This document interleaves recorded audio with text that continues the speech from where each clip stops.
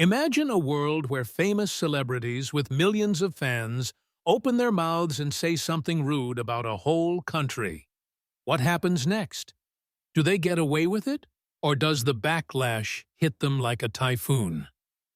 Stay tuned, because in this story of celebrities mock Filipinos, then this happened, you'll see how ordinary people from the Philippines turned the tables on big stars, forcing apologies, bans, and even career shakes. It's a tale of pride, power, and payback that will keep you hooked until the very end, revealing why you should never underestimate the spirit of a nation. Let's dive right in. First up is Claire Danes, the actress from movies like Romeo plus Juliet. Back in 1998, she came to Manila to film Broke Down Palace, a story about Americans jailed for drugs. But instead of enjoying her time, she went home and told magazines like Vogue that Manila was a ghastly and weird city that smelled of cockroaches, with rats all over, and no sewer system. She even said people there had no arms, no legs, no eyes. Ouch! Filipinos were furious.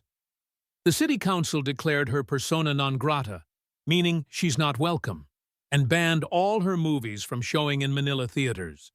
President Joseph Estrada himself said she should be barred from the country. Danes had to apologize quickly, saying she only saw the poor parts for the film and that Filipinos were warm people. But the damage was done. Her words sparked a national outcry, showing how one comment can lead to a lifetime ban. Next, think about Justin Bieber, the teen pop sensation. In 2013, after Filipino boxing legend Manny Pacquiao lost a fight to Juan Manuel Marquez and got knocked out, Bieber posted mocking photos on Instagram. He photoshopped Pacquiao's face onto funny falls with captions like, "Pacquiao after seeing my new video." Filipinos, who adore Pacquiao as a national hero, exploded online.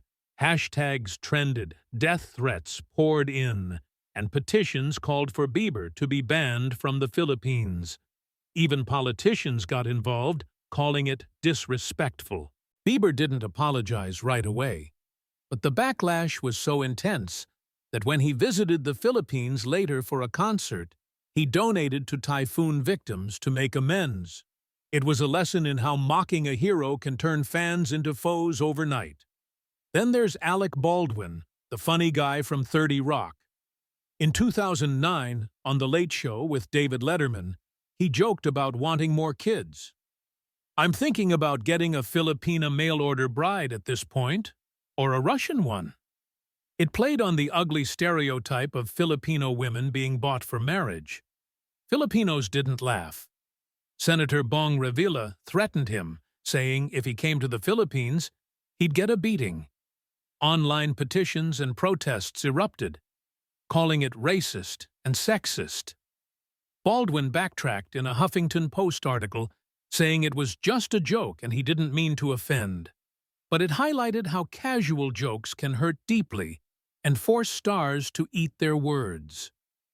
Moving on to Terry Hatcher and the TV show Desperate Housewives.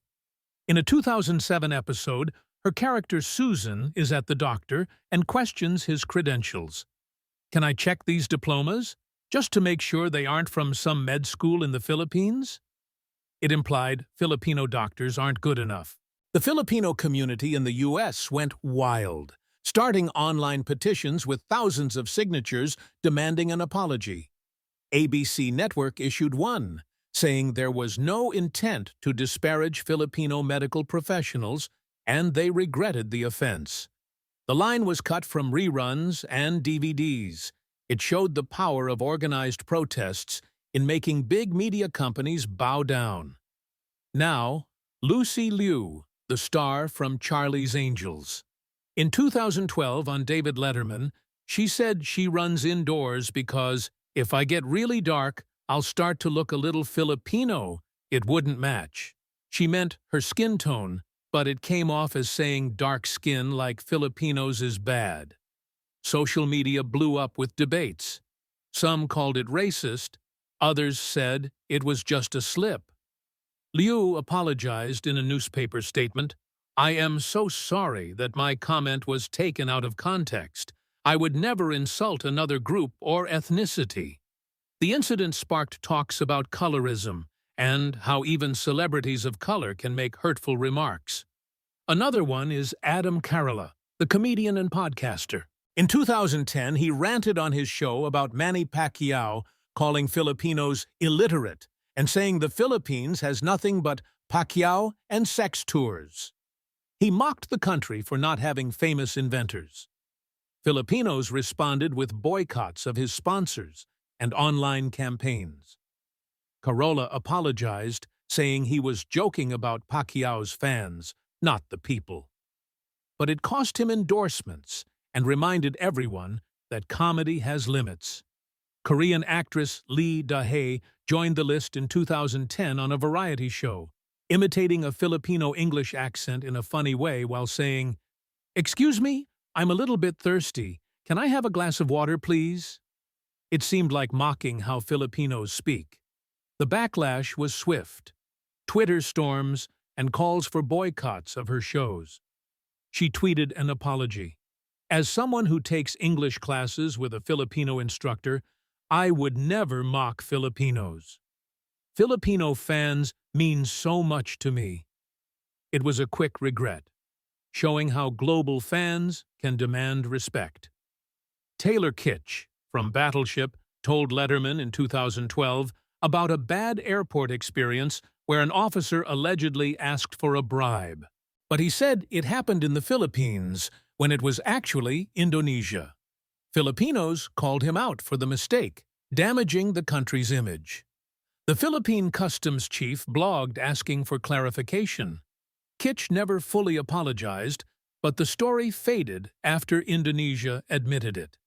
Still, it showed how false stories can spread harm.